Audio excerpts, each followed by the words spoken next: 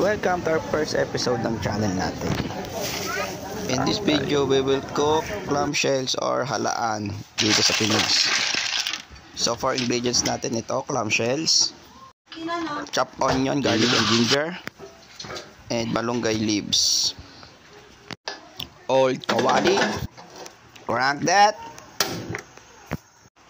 heat the pan and put some oil. Then put our big three ingredients: the garlic, the onions, and the ginger. Mix, mix, mix. Put our clamshells. Mix again, mix. Enjoy the view.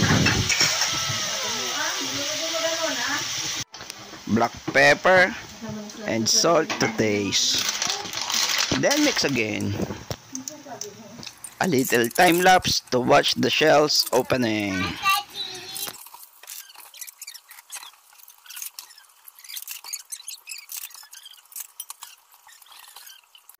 Put some water.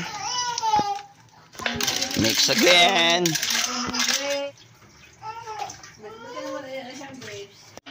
Additional MSG or magic syrup to taste. Cover. And boom! It's all ready.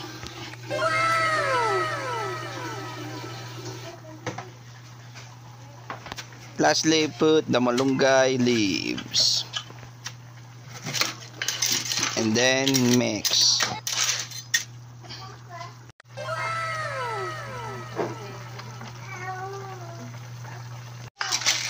Serve with soup.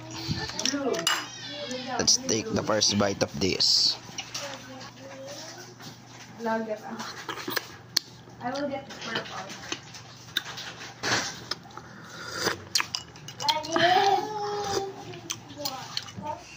Kuya also love this food.